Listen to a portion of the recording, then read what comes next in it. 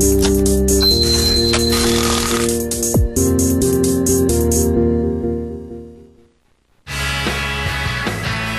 여러분 안녕하십니까. 코스피 지수가 이틀 연속 오르면서 1770선에 안착했습니다. 미국과 중국 등 주요국의 제조업 지수가 호전되게 나타난 것이 투자 심리를 호전시켰는데요. 장중에 1780선을 넘어서기도 했지만 상승폭을 다소 줄였다는 점은 조금은 아쉽습니다. 시장 얘기 나눠보겠습니다. 자, 주식골스라 알트론 같은 투자 비법을 함께하는 대박클럽. 오늘은 솔로몬TV에서 김호영 연구원님이 나오셨습니다. 안녕하세요. 안녕하세요. 예. 자, 코스피가 1770선을 넘어서면서 강보합으로 장을 마쳤습니다. 외국인과 기관이 적극 매수한 것이 지수를 위쪽으로 끌어올려줬는데요. 오늘 장 흐름부터 정리하고 가겠습니다. 예. 전일 미국 증시의 급등 영향으로 국내 증시가 오늘 아주 좋은 출발을 보였습니다. 출발 자체는 굉장히 좋은 출발을 보였죠. 전일 미국 증시는 이제 상승했었던 모멘텀을 살펴보면 그동안 계속해서 지표에 대한 문제점들이 계속 대두되면서 경기 둔화 우려감이 계속해서 지속적으로 나타나던 그런 때였습니다. 그런 때 오늘 어제 미국 증시에서도 여러 가지 이벤트가 있었는데 일단 민간 고용 지표가 발표가 됐었죠. 민간 고용 지표가 먼저 발표가 됐는데 악화됐다라는 얘기가 나오면서 시장에 좀 부담감을 주는 듯 했습니다. 부담감을 좀 주는 듯 했는데 이건 이제 장 시작 전에 발표됐었던 지표였고요. 그 이후에 이제 제조업 지수가 발표가 됐는데 전문가들의 예상치를 큰 폭으로 상회하면서 그리고 7월 달 제조업 지수보다도 더 상승해주면서 올라주면서 이제 발표가 되면서 시장에 큰 상승 모멘텀으로 좀 작용을 했습니다. 일단 7월 달에 나왔었던 주택 판매 지표 그리고 소비 악화 그리고 고용 지표 악화 등 이런 여러 가지 경기 지표들을 이 제조업 지수가 만회를 해줄 수 있다라는 시장에서의 긍정적인 평가가 내려졌기 때문에 일단 급반등을 보였는데 최근에 이제 호재와 악재가 계속해서 뒤섞여 나오면서 지표 자체 경기 지표가 좋은 날도 있고 나쁜 날도 있었는데 이번처럼 급반등을 보인 적은 없었죠. 이번처럼 급반등을 보인 적이 없었는데 이것은 이제 경기 지표도 긍정적으로 나왔지만 그 전날에 오바마 미국 대통령이 이제 이라크전 종전 기자회견을 하면서 발언을 했었죠. 이제 대외적인 문제보다는 국내의 시급한 현안을 처리를 우선적으로 할 텐데 이제 경제 현안에 대해서 본격적으로 이제 좀 문제점을 좀 해결하겠다라는 의지를 강하게 피력을 하면서 그런 점들이 맞물려서 전일에 이제 나스닥 선물 자체가 굉장히 급등세를 보였고 그거에 대한 영향을 그대로 받으면서 이제 미국 증시가 큰 폭의 상승을 보인 것이고 미국 증시뿐만 아니라 유럽 등 글로벌 증시 자체가 굉장히 급등을 보였는데 이거 자체가 이제 그동안 우려감이 깊어졌었던 이 WDB에 대한 우려 자체가 어느 정도 해소되고 이제는 좀 긍정적인 희망의 빛을 좀 보고 있다. 이런 식으로 좀 해석을 할 수가 있겠습니다. 근데 이제 가장 중요한 것은 고용 지표라고 할 수가 있습니다. 그 민간 고용 지표가 악화가 됐는데 사실상 최근에 굉장히 악재가 많이 쏟아져 나오다 보니까 이 투자자들이 이 계속된 악재에 이제는 좀 둔감해져서 악재 자체를 어느 정도 좀 뒤로 하고 이 호재성 지표, 이 긍정적이었던 지표 자체를 좀 더 많이 시장의 투자 심리 자체가 완화되는데 더 많이 반영이 됐다고 볼 수가 있겠죠.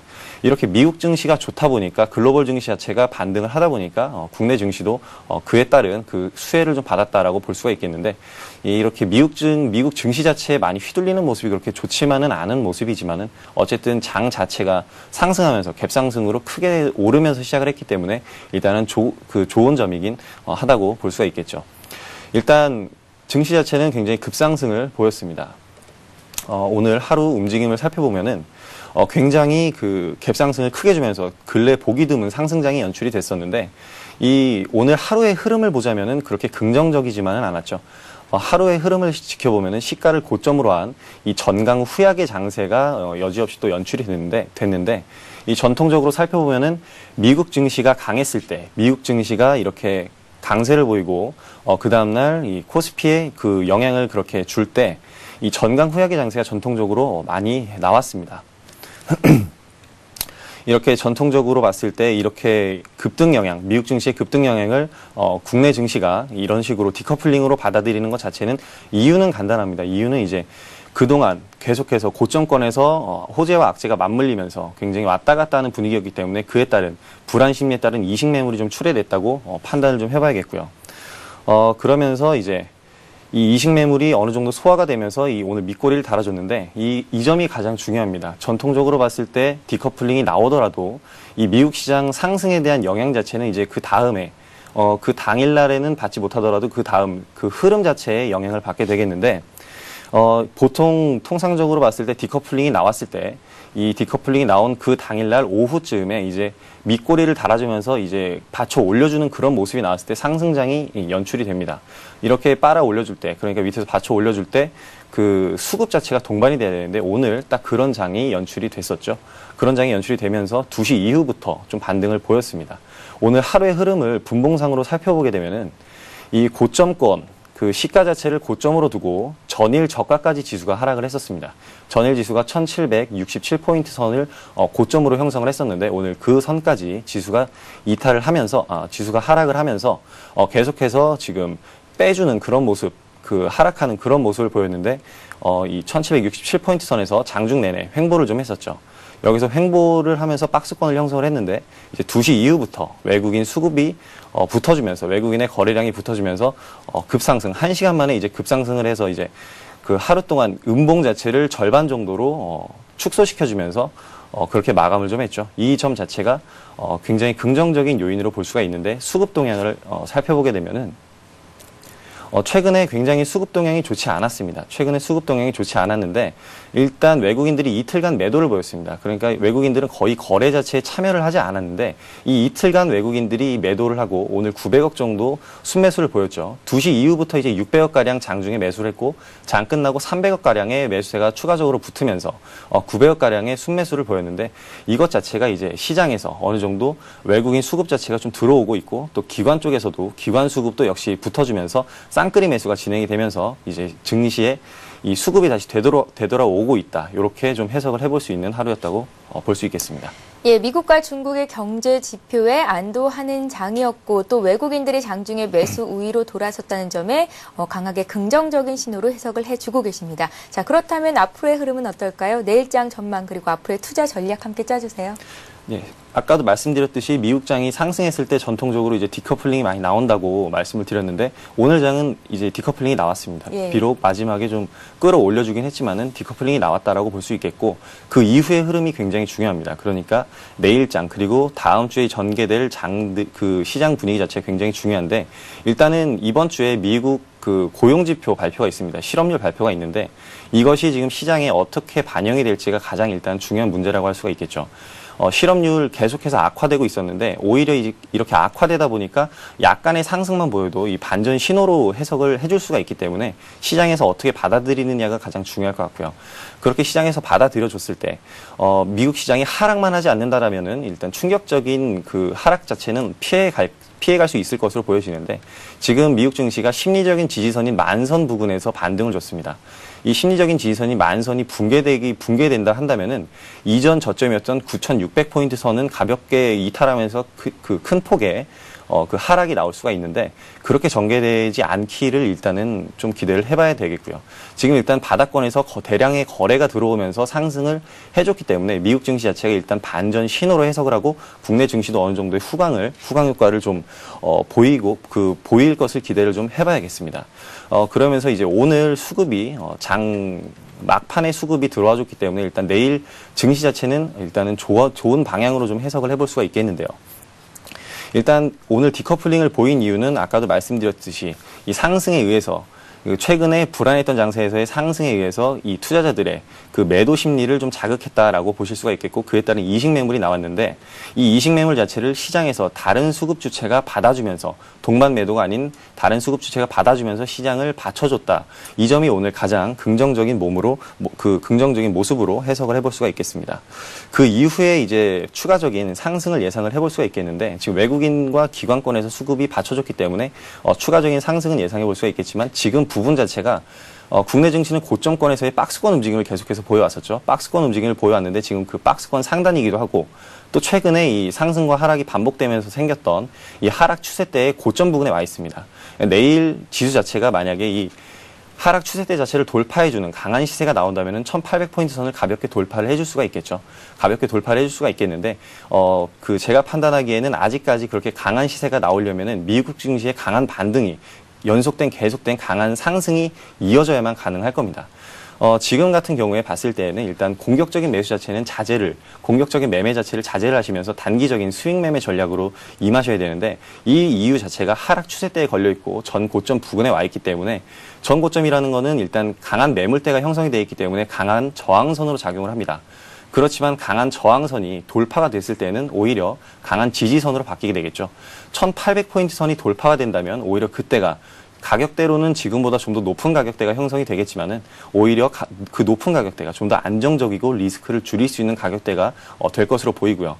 또 1800선을 돌파를 한다고 한다면은 외국인들의 강력한 그 매수세가 그때부터 오히려 높은 가격대에서 본격적으로 들어올 겁니다.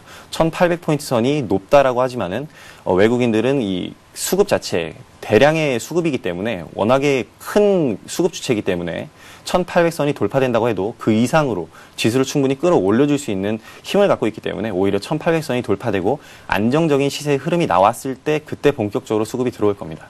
그러니까 투자자분들도 1800선이 돌파된 이후부터 이제 적극적인 매매를 하시는 게 맞겠고, 그 전까지는 일단 단기 스윙 매매 전략으로 나가시고, 대형주보다는 오히려 산발적인 시세를 보이는 개별 테마주 위주로 단기 스윙 매매를 하시는 것이 더 효율적인 전략이 될 듯 싶습니다. 예. 자, 오늘 코스피가 어제보다 11포인트 올랐습니다. 1775로 장을 마쳤고요. 코스닥은 473포인트, 역시 강보합권에서 장이 맞춰졌는데요. 앞으로 투자 전략 어떻게 가져가야 될지 김호영 연구원님과 함께 흐름 살펴봤습니다.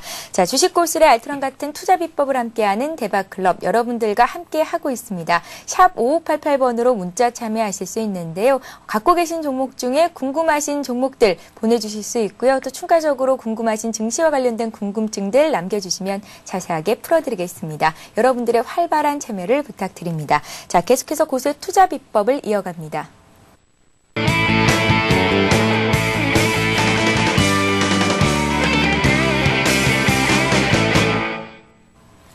예, 기업 분석을 통해 알아보는 고세 투자 비법 시간입니다. 김호영 연구원님, 오늘 어떤 종목 볼까요? 최근에 계속해서 업종 자체가 화학 업종을 주로 다루는 것 같은데, 오늘도 역시 후성이라는 종목을 갖고 나왔습니다. 예, 자, 후성은 최근 2차 전지 부문에 적극적으로 투자하면서 두각을 나타내고 있는 종목인데요. 김호영 연구원님께서는 어떤 이슈들에 관심을 갖고 이 종목을 들고 나오셨는지 기업 분석을 자세히 해보겠습니다. 어떤 일들을 하는 기업인가요? 예, 일단 기업 소개를 간략하게 드리면은 1983년에 설립된 국내 이 기초 산업 분야의 선두주자라고 할 수 있는 기업입니다. 굉장히 우량한 그런 회사라고 할 수가 있겠는데, 이 국내 불화물 산업이라는 산업이 있는데, 이제 이 산업 자체가 기초적인 산업입니다. 자동차, 철강, 반도체, 그리고 에너지, 친환경, 환경산업, 이런 쪽에 들어가는 화학 소재 및 이 기초 소재들을 제공해주는 그런 산업이라고 할 수 있겠는데, 이 국내 불화물 산업의 그 선두 주자격이고요. 이런 그 국내 불화물 산업을 처음으로 시작을 하면서 이제 친환경적인 냉매, 발포제, 그리고 리튬 2차 전지 소재라고 하는데, 이것이 바로 2차 전지에 들어가는 주요 소재고요. 자동차용 카메트 등등 석유 화학 업종뿐만 아니라 이 2차 전지 업종 자체에서도 크게 관여하고 있는 많은 영향력을 갖고 있는 그런 선도 기업이라고 할 수 있는데, 최근에는 이 CDM 산업이라는 산업이 있습니다. 이게 클린 디벨롭먼트 그 메커니즘이라는 그 철자의 약자인데, 일단 조금 이따가 또 설명을 드릴 텐데, 이 친환경적인 이 탄소 배출권과 관련된 산업을 또 영위를 하고 있는 그런 선도 기업이라고 할 수가 있겠습니다. 특히 이 친환경 대체 냉매 분야의 국내 이 기술력을 가장 확보를 하고 있는 기업인데, 이 중점적인 역할을 하고 있고, 또 CDM 프로젝트라는 이 청정 개발 체계 사업이라고 일단 부를 수가 있겠는데, 이것을 현실화하면서 환경 보호에 적극적으로 나서면서 이제 국가 그 이미지 자체에서도 크게 기여를 하는, 국가 선호도 자체에서 크게 기여를 해주고 있는 그런 회사입니다. 특히 이제 CDM 산업, 제가 아까 말씀드렸던 CDM 산업을 중점적으로 예를 들 수가 있겠는데, 후성에서 가장 특징적으로 볼 수 있는 산업이라고 할 수가 있습니다. 이 탄소 배출권과 관련된 산업인데, 이 CDM 산업이라는 것 자체는 온실가스 배출 절감에 기여한 양만큼 권리를 이 다른 기업에 팔아서 수익을 챙긴다는 사업이라고 간략하게 말씀을 드릴 수가 있겠는데, 지난 그 95년에 그 발효됐던 그 도쿄 의정서에 서명한 그 국가들이 주로 여기에 참여를 많이 하고 있죠. 선진 38개국들이 이 그 교토 의정서에 서명을 했었는데, 2012년까지 1990년에 그 기준한 그 탄소 배출량 자체를 5.2%가량 절감을 해야 합니다. 이것이 큰 산업으로 대두가 되고 있고 또 친환경적인 산업이면서 굉장히 대두가 많이 되고 있는데 지금 현재 그 후성의 그 본격적인 그 실적 모멘텀 자체, 이 탄소 배출권 사업 자체가 매출에 그 기여를 하고 있기 때문에 굉장히 특징적으로 잘 살펴봐야 할 그런 사업이라고 할 수가 있습니다. 이런 CDM 산업, 그 청정 사업 체계의 사업 이후에도 신규 사업으로 고부가 가치 반도체, 그 반도체용 불소를 생산하면서 이제 고부가 가치 사업 쪽에도 영역을 넓혀가면서 굉장히 큰 그 산업들을 그 영위를 하고 있고 신성장 동력도 계속해서 확보를 해가면서 계속해서 성장을 이어가고 있는 친환경적인 기업이라고 할 수가 있겠습니다. 이 CDM 산업 이외에 이제 아까 말씀드렸던 리튬 2차 전지, 이것이 바로 전기차용 그 배터리라고 할 수 있는데 전기차의 주가 되는, 전기차의 가장 핵심적인 그 내용이라고 할 수 있는 배터리 사업에 영위를 하고 있고 여기서 독보적인 기술력을 확보를 하고 있기 때문에 앞으로의 그 성장성이 굉장히 기대가 되고요. 계속해서 말씀드렸던 이 산업들 자체가 굉장히 친환경적인 내용들입니다. 그렇기 때문에 기업 이미지 자체가 친환경적인 기업으로 굉장히 그 친근한 그 고객에게 한 발 더 다가설 수 있는 그런 기업으로서 어느 정도의 그 이미지를 구축해놨기 때문에 굉장히 향후에 성장성 자체가 대두가 되는 그 부각이 되는 그런 기업이라고 할 수가 있겠습니다. 예, 자, 후성 친환경 모멘텀에다가 2차 전지 관련주로 분류가 되면서 많은 분들의 주목을 끌고 있습니다. 자, 올 상반기 실적이 눈에 띄게 좋았다라는 소리가 들리던데요. 기존 실적과 대비해서 얼마 정도의 변화가 있었던 건지 재무 상태를 좀 자세히 봐주세요. 예, 일단 실적적인 모멘텀이 최근에 굉장히 크게 대두가 됐었는데 일단 간단하게 매출만 놓고 보자면은 일단 지난해 달성했었던 매출 이상의 매출은 그 상반기 매출 자체가 지난해 달성했었던 매출의 반을 넘어섰기 때문에 올해 역시 올 한 해 실적이 어닝 서프라이즈를 지금 보일 것으로 예상이 되고 있습니다. 예. 이 매출액 자체를 놓고 보면은 2007년부터 꾸준하게 매출 외형적으로는 증가세를 보이고 있죠. 2007년에 이제 900억 정도의 매출, 그 다음에 꾸준하게 1,300억, 1,400억 늘어나고 있는 상황인데 올 상반기에만 800억 가량의 매출을 달성을 하면서 계속해서 매출 외형적으로는 성장을 하고 있는 그런 모습입니다. 2차 전지 소재의 생산 능력 확대, 그리고 LCD 등 반도체 시장 화랑 등에 따라서 이제 이렇게 매출 외형적으로는 굉장히 큰 폭의 성장을 했습니다.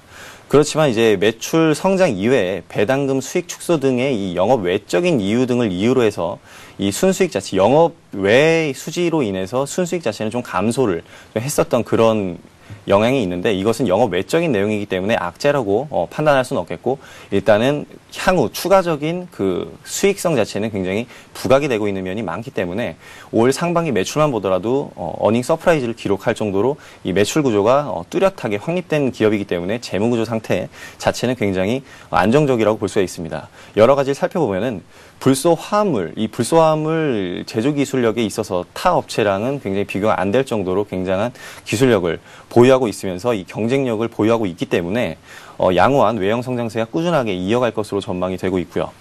또 2차 전지 소재가 지금 전기차가 앞으로 그 전기차 생산 라인 자체가 확대가 되면서 전기차가 이제 곧 출시를 앞두고 있기 때문에 2차 전지에 대한 수요 자체가 굉장히 늘어날 것으로 전망이 되고 있으면서 지금 발표됐었던 그 실적 자체, 얼마 전에 발표된 실적 자체가 상반기 사상 최대인 892억 원의 매출을 올렸고 또 이 영업이익도 전년 동기 대비해서 70% 이상 증가를 한 것으로 집계가 됐기 때문에 굉장히 어닝 서프라이즈를 보였다. 이 모멘텀으로 해서 최근에 주가가 또 급등한 이유도 있겠고요. 향후 주가 그 실적 자체도 굉장히 모멘텀을 이어갈 수 있기 때문에 앞으로도 실적 자체는 굉장히 좋을 것으로 예상이 됩니다.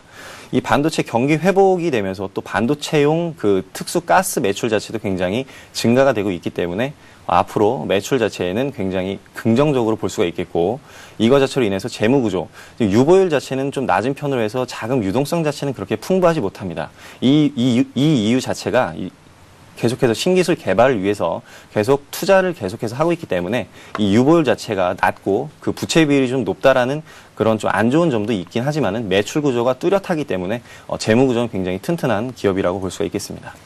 예, 자, 후성은 앞으로도 아주 좋은 실적을 이어갈 수 있을 것이다라는 말씀을 해주셨는데요. 그렇다면 후성의 지속적인 경쟁력은 어디서 찾아볼 수 있을까요? 특징들 좀 다시 한번 짚어주세요. 예.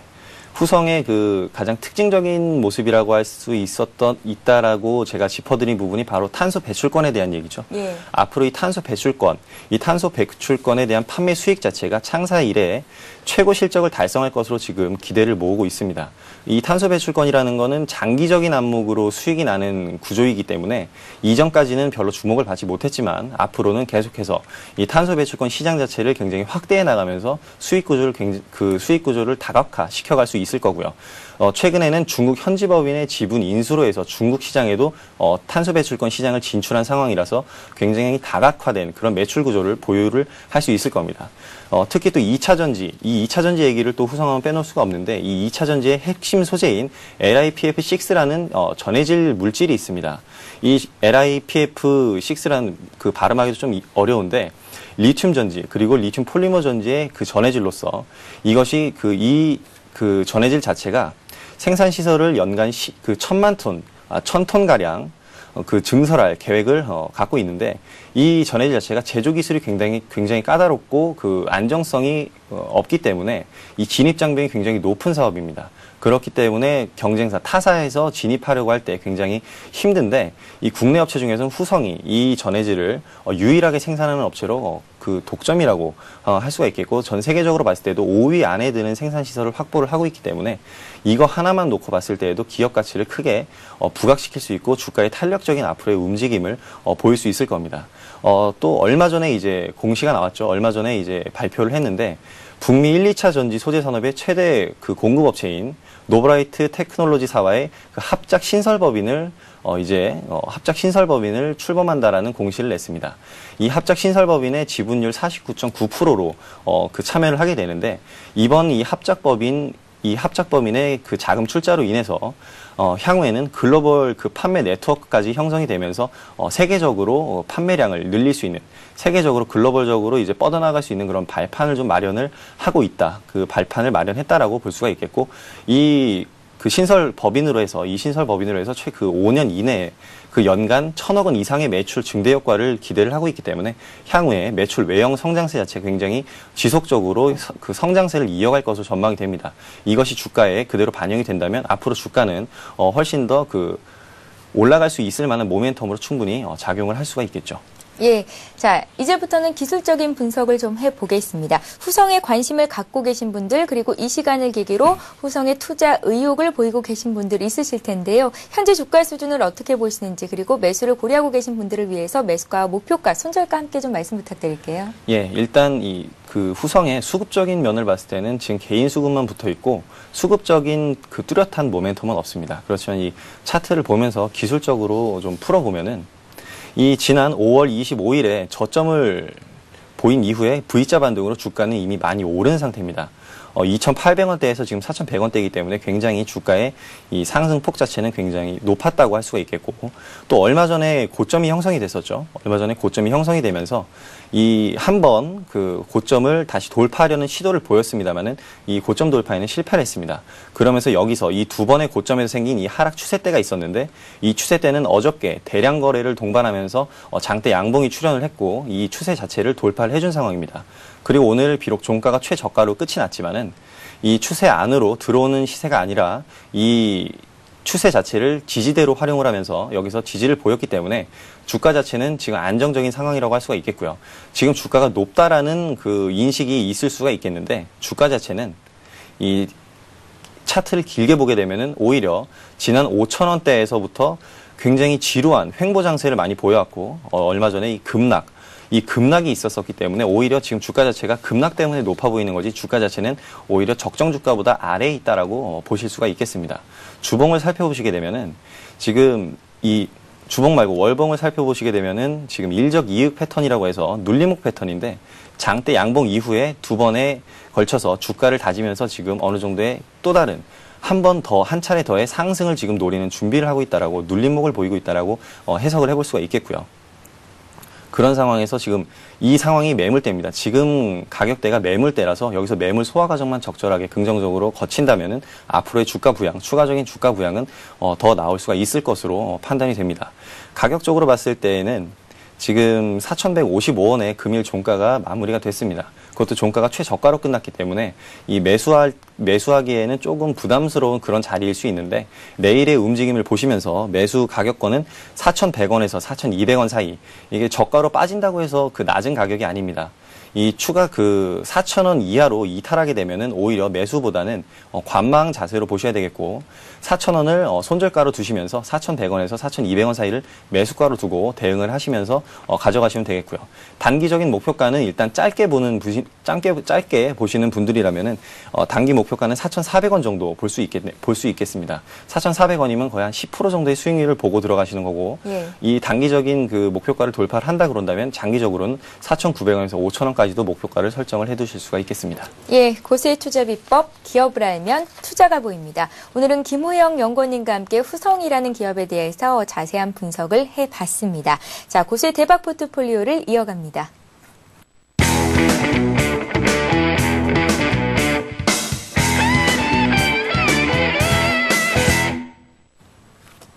예, 고수의 포트폴리오를 따라 잡아보는 시간입니다. 고수의 대박 포트폴리오 시간인데요. 김호영 연구원님께서 그간 어떤 종목들을 들고 계셨었는지, 그리고 향후의 흐름들 짚어보는 시간 갖겠습니다. 4가지 종목이 있으셨는데요. 먼저 자화전자부터 보겠습니다. 차익 실현을 하셨다고요? 목표가 7,000원 주셨는데 목표가 도달하기 전에 파셨습니다. 이유를 먼저 여쭤볼까요? 일단 자화전자의 흐름 자체를 놓고 봤을 때 제가 그 예상했었던 그 흐름대로 나오지 않았기 때문에 일단 매도로 대응을 했고요. 지금 그 투자자분들이 매매를 하실 때 어느 정도의 시나리오를 머릿속으로 그려놓죠. 이 시나리오대로 흐르지 않았을 때가 가장 그 애매한 상황인데, 이럴 때에는 바로 매도를 해주시는 것이 가장 리스크 관리에 도움이 됩니다. 이 내가 생각했던 시나리오대로 흐르지 않았다라는 건 지금 시장의 흐름 자체가 맞아주지 않았다라는 얘기가 되기 때문에 이 종목에 너무 신뢰를 갖지 마시고 내가 만들었던 시나리오대로 흐르지 않는다면 바로 매도를 해주시는 게 가장 좋은 방법입니다. 지금 자화전자를 보시게 되면은 제가 7,000원 목표가를 설정했었는데 아쉽게도 6,990원까지밖에 고점을 형성을 못했습니다. 일단 제가 말씀드렸던 모멘텀들이 여러 가지가 있는데, 첫 번째로 이 박스권 움직임에서 이 추세를 형성하고 저점에서 올라오면서 이 박스권을 돌파해주는 시세가 나왔다라는 이런 모멘텀을 말씀을 드렸습니다. 그리고 외국인 수급에 대한 모멘텀을 말씀을 드렸는데, 이 외국인 수급 자체도 지금도 외국인 수급이 이어지고는 있습니다만은 이 제가 생각했었던 그 수급과는 좀 달랐던 점이, 지금도 외국인 수급이 이어지고는 있습니다만 제가 말씀드릴 것과 달랐던 것이 시장이 흔들리면서 외국인들이 매수보다는 중간중간 물량을 털면서 종목 주가 자체가 하락을 했습니다. 그러면서 종목의 움직임을 보시면은 박스권 안쪽으로 다시 가격대가 내려온 그런 모습을 확인할 수가 있는데, 이렇게 되면은 종목의 횡보 그리고 조정이 더 길어지기 때문에 일단은 빠르게, 아직은 수익권이었기 때문에 빠르게 매도를 하고 일단은 종목을 정리를 한 이유는 바로 거기서 찾을 수가 있겠습니다. 예, 자화전자를 6,390원에 매수를 하셨었는데 오늘 종가가 그 가격에서 나왔거든요. 그렇다면 지금 사보는 거는 좀 무리가 있겠네요.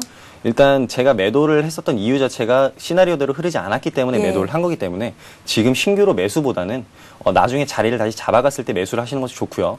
지금 봤을 때 추세 자체가 이탈을 한 가격권이지 6,390원이지만 추세 자체를 이탈한 가격권이기 때문에 지금 매수하시는 것은 오히려 저가로 빠졌다라고 하더라도 지금 매수하시는 건 좀 리스크가 좀 감수를 하셔야 되겠죠. 예, 자화전자는 3% 정도 차익 실현하셨다는 말씀 들어봤습니다. 자, 이어서 장기 투자로 들고 가고 계신 종목이죠. 현대제철 보겠습니다. 지난주 나왔을 때보다 일단 수익률은 더 높아졌습니다. 10만 원 선이 깨지지 않고 잘 지켜내준 종목이거든요. 흐름 어떻게 보시나요? 예, 일단 현대제철의 지난주에 주가 급락에 대한 이유 자체가 단기적인 악재였죠. 그 철광석 가격 인상에 대한 단기적인 리스크였기 때문에 일단은 매도를 하지 않았고요. 지금 제가 설정했었던 목표가는 15만 원인데 이 단기주 테마주나 개별주를 매매하시는 분들도 장기주 하나는 꼭 포트에 편입이 돼 있으셔야 됩니다. 이 리스크 관리를 위해서는 장기 종목 하나는 꼭 포트에 편입이 돼 있으셔야 되는데, 이 현대제철 같은 경우에 지금 수익이 나고 있다고 하더라도 샀다 팔았다를 하지 않는 이유가 일단 장기적으로 추세대로 끌고 갈 수 있는 종목이고요. 지금 지난주에 단기적인 악재로 인해서 추세를 잠시 이탈했지만 곧 지금 다시 회복을 해준 모습이죠.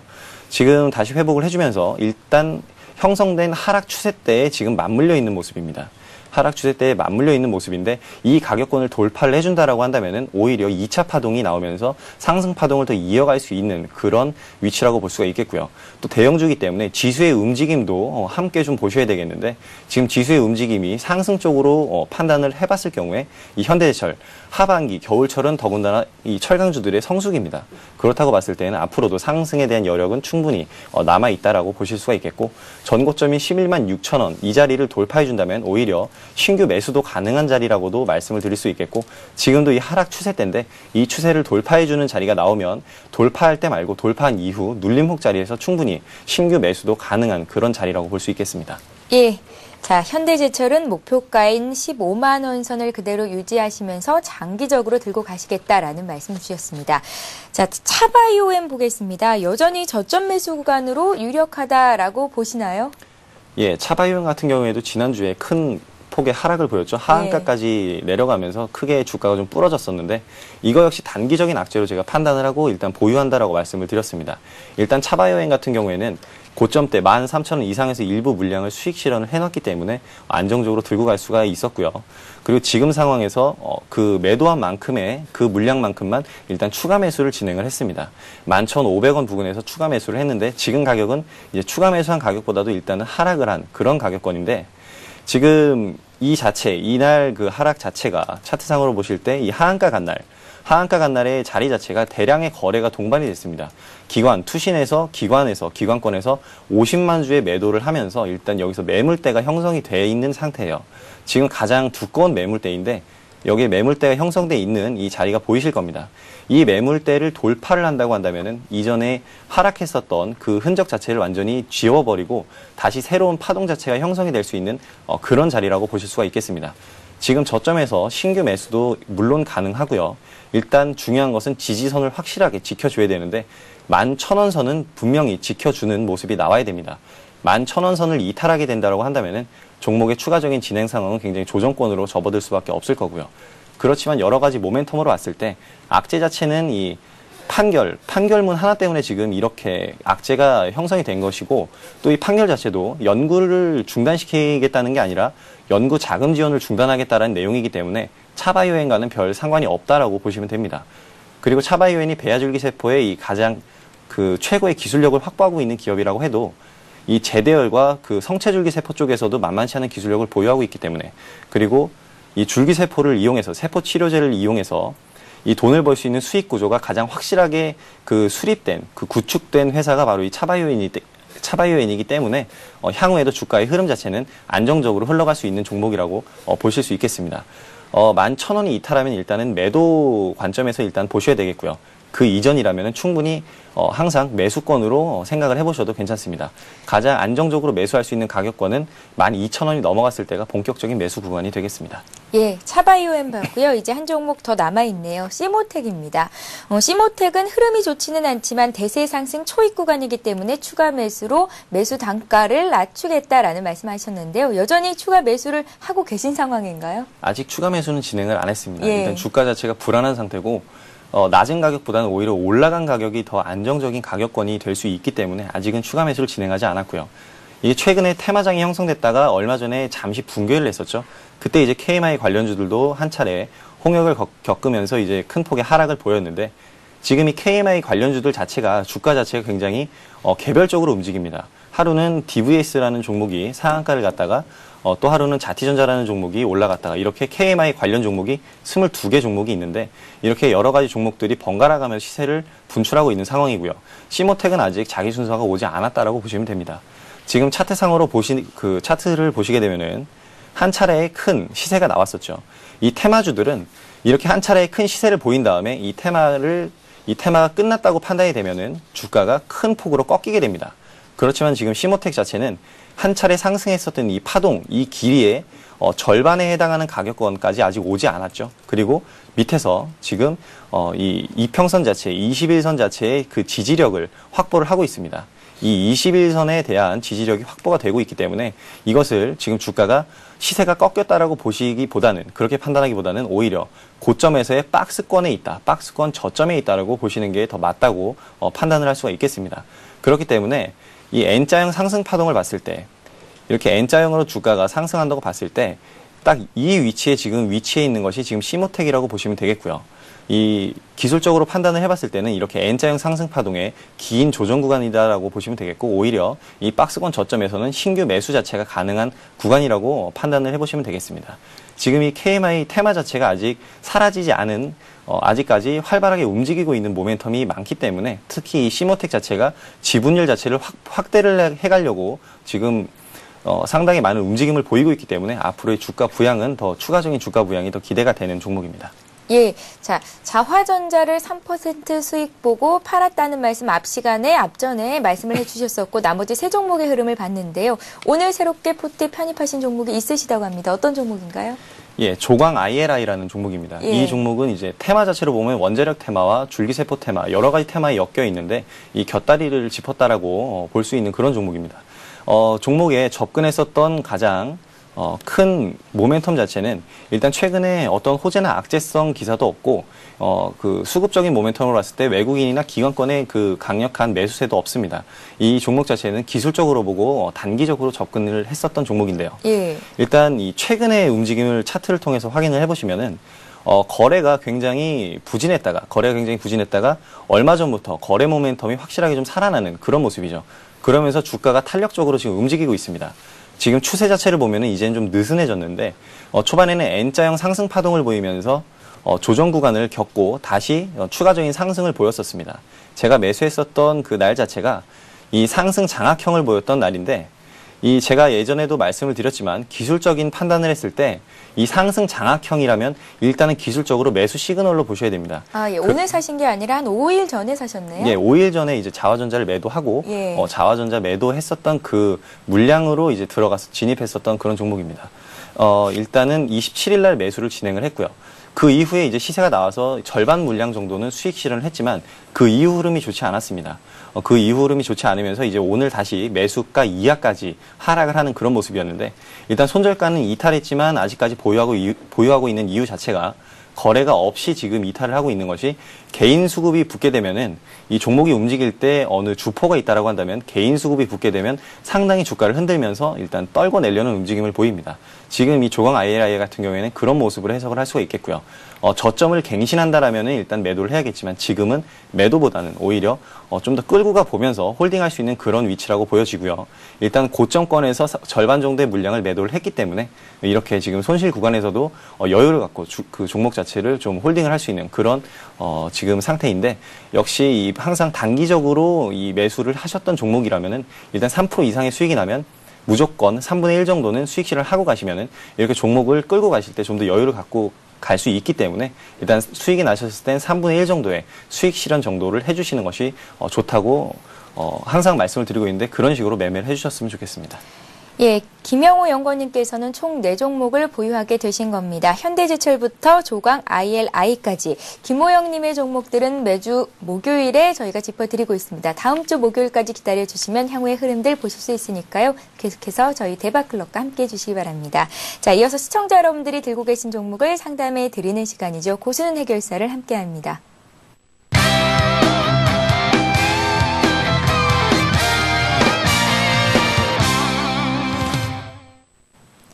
예, 샵 5588번으로 여러분들의 종목 상담 신청을 받고 있습니다. 문자를 보내주실 수 있는 번호고요. 문자 보내주실 때 전화 상담을 요청하시면 저희가 전화도 연결을 해드립니다. 여러분들의 많은 참여를 부탁드립니다. 전화부터 받아봅니다. 안녕하세요.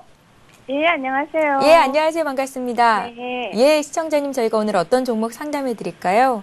이 삼성물산이요. 삼성물산이요. 네. 예, 매수하신 가격과 비중 먼저 여쭤볼게요. 예, 58,000원에 10%. 예, 58,000원에 10%요. 네. 최근에 매수를 하셨나요? 그렇죠. 예. 자, 용산 역세권 개발 사업에서 손을 뗀 이후에 삼성물산의 주가 흐름 많은 분들께서 관심을 갖고 계신데요. 네. 시청자님께서 가장 궁금하신 점이 있다면 어떤 점들이 있을까요? 이게 뭐 배당도 있고 예. 좀 중기적으로 갖고 가려는데 이게 아직까지 매수가까지 오지도 않았고 예. 이게 중기적으로 갖고 가면 어떻게 될지. 중기 전략을 네. 알고 싶으신 거군요. 네네. 예, 알겠습니다. 일단 비중이 적으시니까요. 큰 네. 염려는 하지 않으셔도 될 것 같고요. 네. 일단 기업이 좋으니까요. 조금만 네. 기다리시면 수익을 낼 수 있지 않을까. 이건 제 생각이고 김호영 연구원님의 의견을 들어볼게요. 네. 네, 잘 한번 들어보세요. 고맙습니다. 네, 고맙습니다. 예, 연구원님. 예. 삼성물산 진단 부탁드리죠. 예, 최근에 용산 역세권 개발 문제로 인해서 좀 잡음이 많았던 그런 종목이죠. 예. 이 용산 역세권 개발로 인해서 이제 지분을 양도하면서 그 지분을 양도할 때 이제 큰 손실을 볼 것이다라는 시장에 이런 판단이 있었는데, 그런 시각이 있었는데, 실질적으로 지금 계산을 해보면 오히려 삼성물산은 그 손실이 그렇게 크지 않고 오히려 더 긍정적인 호재로 지금 받아들여지고 있는 그런 상황입니다. 최근에 수급적으로는 좀 무너졌었는데 다시 3일 동안 외국인 수급도 유입이 되고 있고요. 그렇지만 이 주가의 움직임을 봤을 때, 기술적으로 주가의 움직임을 봤을 때에는 일단 추세는 이탈하면서 굉장히 흐름이 느슨해진 그런 상황입니다. 일단 이렇게 느슨해져 있는 이런 상황에서는 지금 비중이 10%시라서 참 다행이고, 또 중기적인 관점으로 보신다고 하니까 일단은 가격 자체에 대해서 주가는 느슨해지면서 무너졌지만, 추세가 무너지긴 했지만은 아직 불안해하실 때는 아니고요. 오히려 네. 추가적인 매수를 좀 고려를 해보실 그런 때라고 보여집니다. 지금 121선에 대한 지지력을 보이면서 이 두 개의 이평선이 이렇게 맞물려 있는데, 이 이동평균선이 맞물려 있다는 것은 기술적으로 봤을 때 강력한 지지를 받을 수 있는 그런 구간이라고 보실 수가 있겠습니다. 이 구간에서 만약에 반등이 나오게 된다고 그런다면 포트 비중을 오히려 좀 더 늘리시는 것도 괜찮을 것 같고요. 하반기 건설 경기 자체가 이제 조금씩 바뀌고 있기 때문에 삼성물산도 그에 따른 수혜를 충분히 받을 가능성이 높은 기업이기도 합니다. 더군다나 이 용산 역세권 개발에서 손을 뗀 이유가 수익성이 그렇게 크지 않다라고 판단을 했기 때문에 그렇게 손을 뗀 것이고, 이것은 향후에 굉장히 긍정적인 호재로서 받아들여질 얘기지 악재가 아닙니다. 악재가 아니고 이 지분 양도 과정에서는 오히려 손실이 적었기 때문에 삼성물산 같은 경우에는 불안하지 마시고 중기적으로 계속해서 지속적으로 보유 전략으로 가져가셔도 무난한 종목이라고 할 수가 있겠습니다. 예, 삼성물산 봤고요. 이번에는 통신주 KT가 들어와 있는데 살펴보겠습니다. 자, KT는 0930님께서 사셨고요. 44,000원에 40%를 갖고 계십니다. 언제까지 들고 가 볼까요? 하셨네요. 일단 수익을 아주 조금 보고 계세요. 예. 일단은 그 매수가보다는 주가가 위에 있으면서 이제 수익권이신데, 아주 잘 사셨다고 말씀드릴 수가 있겠고요. 지금 아이폰 4에 대한 기대감 자체가 계속해서 불러일으켜지고 있고요. 사실상 KT가 뭐 단말기를 판매해서 수익을 보는 회사는 아니지만은 이 단말기를 그 공짜로라도 주면서 이제 가입자를 그만큼 확보를 하게 되면 장기적인 매출 구조가 확립이 되기 때문에 그런 점으로 봤을 때 장기적인 안목으로 봤을 때 큰 상승 모멘텀이 될 수 있다라고 볼 수가 있겠고요. 최근 주가의 움직임 자체도 바닥권에서부터 올라오고 있는 양상입니다. 거기다가 최근에는 이 KTF와의 합병 이후에 주가의 탄력성 자체도 예전과는 달리 좀 주가가 탄력성 있게 움직이고 있는 상황이기 때문에 주가의 추가적인 상승도 예상을 해볼 수가 있겠습니다. 지금 44,400원 거의 바닥권 주가라고 할 수가 있겠는데요. 이 통신주 주가 자체는 움직임이 그렇게 크진 않겠지만은 이 추세대로 가져가신다면은 45,000원 이상까지도 바라보실 수가 있겠고, 지금 하락을 한 이후에 조정 구간을 얼마 가져가지 않고 바로 반등을 주고 있는 상황이기 때문에 예전에 쌓여있던 이 매물대 자체의 영향을 받게 될 겁니다. 이 매물대, 얼마 전에 쌓여있는 매물대이기 때문에 바로바로 매물이 계속해서 출회가 될 수 있기 때문에 이 매물에 대한 영향은 계속 받겠지만은, 지금 이 매물대를 안정적으로 소화를 시킨다면은 추가적으로 5만원권까지 상승폭을 좀 보실 수가 있겠습니다. 그렇지만 역시 중기적인 전략으로 가져가셔야 되겠고요. 중기적인 그 전략으로 가져가실 때 이제 추가적인 매수도 같이 병행을 하시면서 오히려 이 수익률에 대한 극대화를 노려보시는 게 오히려 더 좋아 보이는 지금 그런 상황입니다. 지금 단기적으로 봤을 때에는 쌍봉을 지금 형성을 하고 있는데, 이 쌍봉이 출현했다라는 것은 여기서 정고점에서 그 매물대에 걸려서 하락을 할 수가 있다라는 얘기인데, 반대로 얘기하면 이 쌍봉을 돌파해주게 된다라고 한다면은 수급적인 모멘텀까지 붙어주면서 이 쌍봉을 돌파하게 되면 추가적인 상승 모멘텀 계속해서 이어갈 수 있을 겁니다. 계속 보유 전략으로 가져가시는 게 좋겠네요. 예, KT 봤고요. 자, 이번에 예림당 보겠습니다. 예림당을 매수하신 분은 3233님이시고요. 7,750원에 사셨습니다. 30% 갖고 계신데요. 계속 가져가도 되겠습니까? 라고 문자에 남기셨네요. 예, 예림당 같은 경우에는 7,700원대이시면은 좀 그 매수하신 지가 오래 되신 것 같은데, 예. 일단은 손절의 기회는 놓치셨고, 다행히 이제 낙폭을 키운 이후에 지금 반등을 계속해서 주고 있는 상황이기 때문에 오히려 또 다행이라고 할 수가 있겠습니다. 예림당 같은 경우에는 계속해서 지금 저점에서부터 올라오고 있는데 이 차트상으로 확인을 해보면은 이 추세 자체가 하락 추세가 이어지고 있긴 하지만은 이 추세 자체를 돌파해 주려는 지금 모습이 기술적으로 봤을 때 나와주고 있습니다. 지금 가장 중요한 시점이라고 할 수가 있겠는데 일단 가격적으로 7,450원 이 가격을 돌파해 주지 못한다면은 일단 전량 매도를 해주시는 게 좋습니다.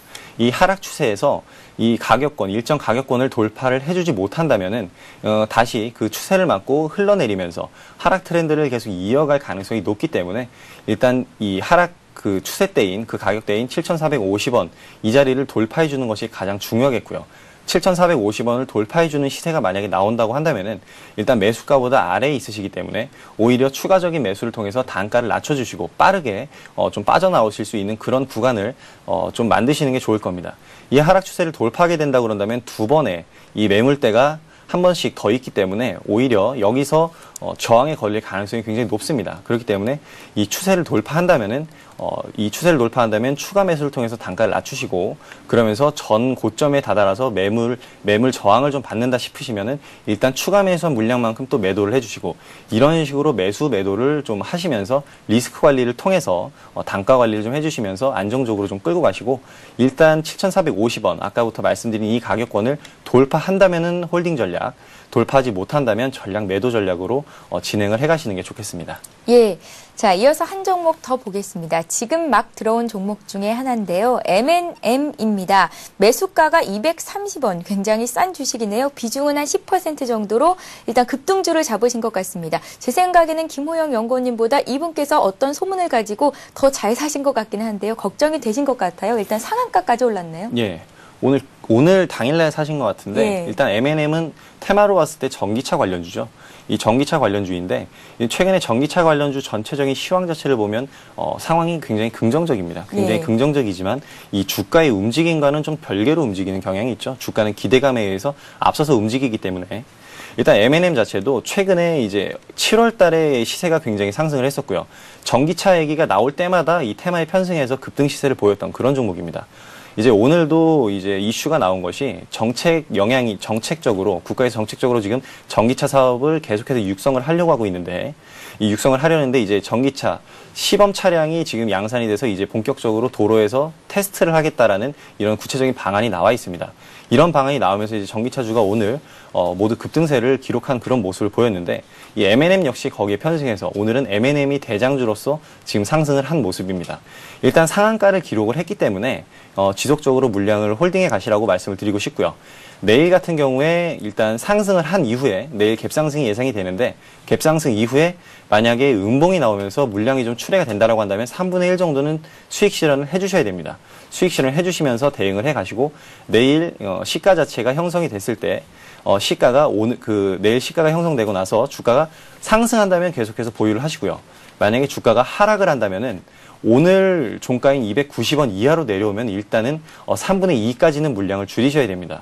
지금 매수가가 230원이기 때문에 좀 더 안정적으로 대응을 하실 수가 있겠는데 이 차트상으로 봤을 때 이 일봉상 오늘 일봉의 그 몸통의 중간 부분이죠. 275원입니다. 이 275원을 이탈하게 되면은 전량 매도를 해주시면서 대응을 해주시는 것이 가장 좋겠고요. 이 전통적으로 봤을 때 예전의 흐름을 봤을 때 상한가 기록한 다음 날도 급등 시세를 보이면서 연상을 가는 경우가 M&M 같은 경우에는 많이 일어났었습니다. 예. 그렇기 때문에 이 M&M 같은 경우 지금 현재에도 다시 한번 연상을 기대를 해볼 수가 있겠는데 중요한 것은 일전에 급등한 이후에 조정 구간이 길지 않았다라는 거죠. 그렇기 때문에 쌓여있는 매물이 두껍고 이 매물 자체가 바로바로 출회될 수 있기 때문에 내일 같은 경우에 그 대응 전략 자체는 일단 매도 관점으로 보시면서 시가 이후 음봉이 나오면 3분의 1 매도, 그리고 275원, 오늘 종가 이탈하게 되면 3분의 2 매도, 그리고 275원을 이탈하게 되면 전량 매도, 이렇게 세 구간으로 나눠서 대응을 하시고요. 만약에 시가 이후에 꼬리를 달고 음봉이 출현해서 3분의 1 매도했다가 다시 양봉 전환하고 상한가로 올라간다고 한다면은 지속적으로 물량 홀딩하시면 되겠습니다. 예, 제가 가만히 들어보니까요. 김호영 연구원님께서 이런 급등주는 굉장히 잘 알고 있는 분야인 것 같습니다. 예. 예. 제가 좀 전문적으로 하는 분야가 단기 급등주이기 때문에. 예, M&M 같은 경우에는 거래량도 굉장히 많네요. 일단 거래량이 많다고 하더라도 단가 자체가 200원대 종목이기 예. 때문에 한 10분의 1 정도로 생각을 하셔야 될 것 같아요. 거래량 같은 경우에. 예. 근데 굉장히 거래가 많이 된다라는 얘기 자체가 시장에서 그만큼 관심을 많이 갖고 있고 매물 소화도 충분히 할 수 있다는 얘기이기 때문에 긍정적인 내용으로 봐야겠죠. 예, 알겠습니다. 자, 7718님께서 후성에 대해서 조언 부탁한다고 글을 남기셨는데요. 저희가 고수는 투자비법 시간에서 자세히 봤습니다. 놓치셨다면 홈페이지 VOD 다시 보기를 통해서 언제나 확인을 하실 수 있으니까요. 참고하시기 바랍니다. 자, 이렇게 해서 오늘 대박클럽 시간을 마치겠고요. 오늘 수고 많으셨습니다. 김호영 연구원님 고맙습니다. 감사합니다. 예. 예, 대박클럽은 항상 시청자 여러분들과 함께하고 있습니다. 샵 5588번으로 궁금하신 종목 문자로 남겨주실 수 있는데요. 오늘 다 못해드린 종목들은 내일 투자클럽과 대박클럽 시간에 상담해 드리도록 할 테니까요. 여러분들의 계속된 관심과 사랑 부탁드립니다. 오늘 대박클럽이 준비한 소식 여기까지고요. 저희는 내일 다시 오겠습니다. 고맙습니다.